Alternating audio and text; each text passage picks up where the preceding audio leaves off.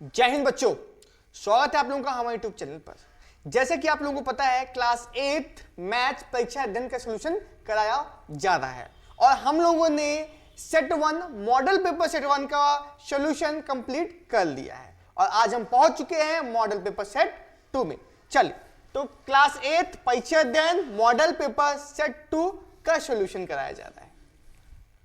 तो शुरू करते हैं मल्टीपल चॉइस क्वेश्चन से। क्वेश्चन नंबर 1 से लेकर क्वेश्चन नंबर 5 तक है, जो कि 1 नंबर का क्वेश्चन आएगा।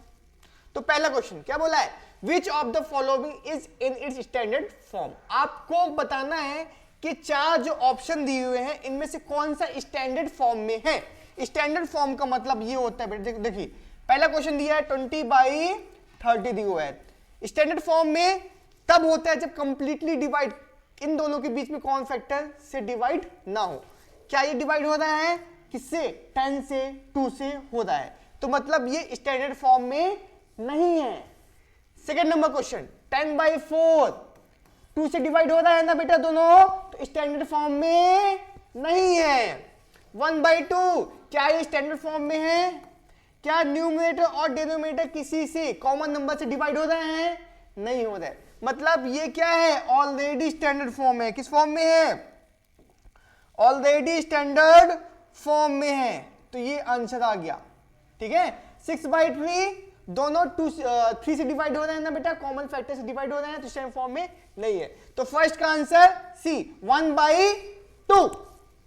चलिए अब सेकंड नंबर क्वेश्चन क्या बोला है, the sum of the measure of the interior angle of a quadrilateral. किसकी बात की गई है बेटा, क्वाड्रिलेटरल। इंटीरियर एंगल मतलब जिस, ठीक है ना, अंदर साइड के एंगल्स। क्वाड्रिलेटरल मतलब होता है बेटा जिसके 4 साइड्स होते हैं। इंटीरियर एंगल्स तो बेटा हमेशा ध्यान रखना, the sum of the measure of the interior angle of a quadrilateral is 360 degree होता है। नोट डाउन करो, आंसर इज 360 डिग्री।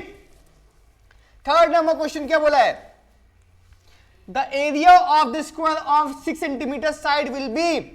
एक स्क्वायर दिया हुआ है, साइड कितना दिया हुआ है, 6 centimetre.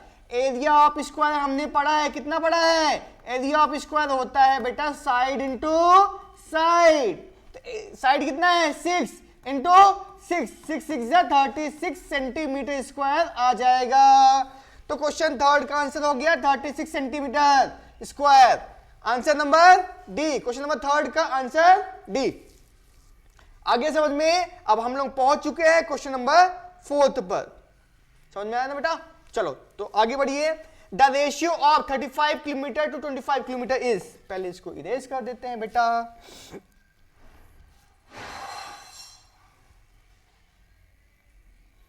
The ratio of 35, ratio मतलब 35 किलोमीटर टू 25 किलोमीटर। आपको रेशियो निकालना है ना, तो डिवाइड फ्रैक्शन के फॉर्म में निकालिए।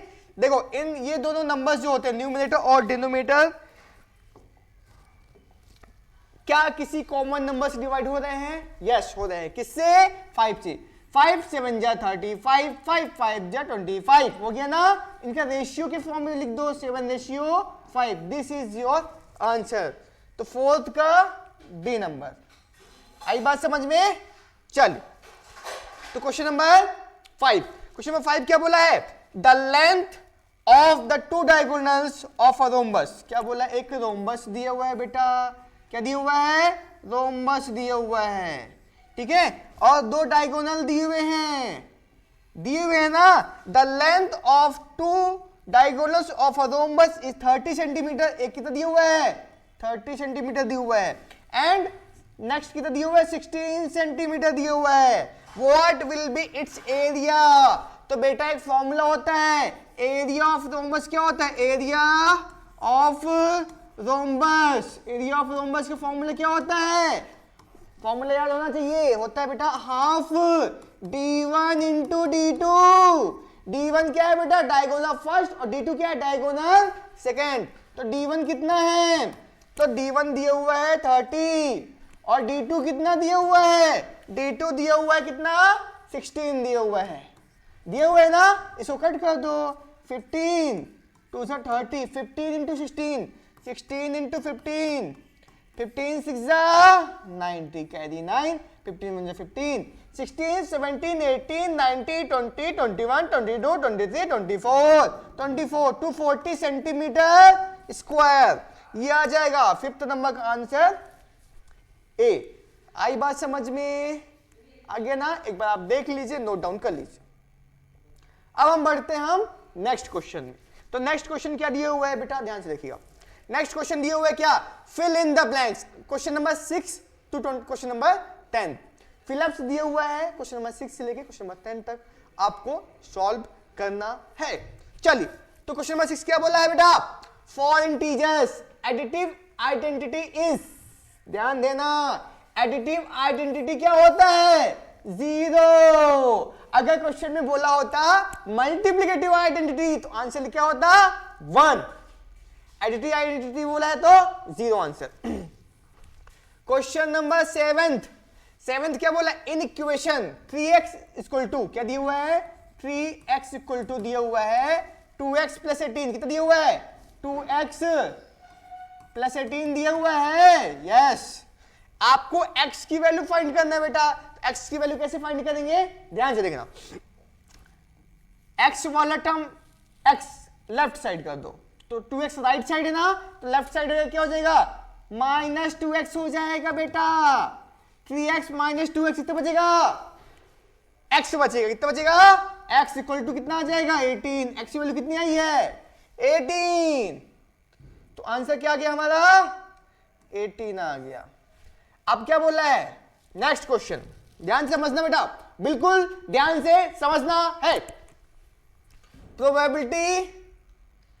Probability of occurrence of an certain event, certain event, sure event, किसी भी चीज की होने की संभावना, श्योर इवेंट, सर्टेन इवेंट हमेशा 1 होता है। हमेशा क्या होता है 1 होता है। सर्टेन इवेंट क्या होता है, हमेशा 1 होता है। ध्यान से समझिए, देखिए एक बार नोट डाउन करिए फटाफट।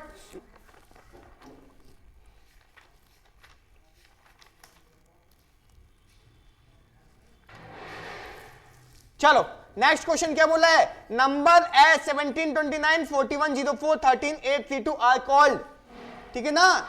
ये क्वेश्चन को बेटा आपको रटना पड़ेगा, थोड़ा सा माइंड में बैठाना पड़ेगा।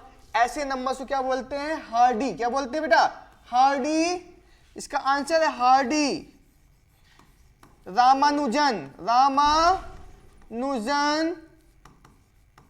मेथड। क्या बोलते हैं नंबर, इनको क्या बोलते हैं, यहां लिख देता हूं मैं, हार्डी रामानुजन, इसको आपको याद करना पड़ेगा। हार्डी रामानुजन मेथड क्या बोलते हैं, नंबर्स बोलते हैं इनको। क्या बोलते हैं, हार्डी रामानुजन नंबर्स, ठीक है। द वैल्यू ऑफ 4 - 3, क्या बोला है 4 - 3 विल बी, तो समझना क्या होता है बेटा, एक फॉर्मूला हमने पढ़ा है, क्या फॉर्मूला पढ़ा है, a की पावर -m, क्या होता है फॉर्मूला 1/a की पावर m होता है ना। अब हम क्या करेंगे, 4 की पावर -3 दिया हुआ है, इसको हम कर सकते हैं 1/4 की पावर +3, क्या कर देंगे 4 की पावर +3, कितना हो जाएगा 4 4 जा 16, 16 4 जा 64, कितना आ जाएगा 1/64। ये आ गया आपका आंसर। तो बेटा फिलअप्स क्वेश्चन नंबर 6 से लेकर क्वेश्चन नंबर 10 तक हो चुका है कंप्लीट। और ध्यान समझिएगा बेटा, जितने भी ऑब्जेक्टिव टाइप क्वेश्चन हैं सेट 2 का वो हो चुका है कंप्लीट। इस वीडियो में इतना ही, अब हम मिलेंगे नेक्स्ट वीडियो में, ठीक है। Very short answer type question कराएंगे। बस इतना ही आज के लिए, थैंक यू सो मच।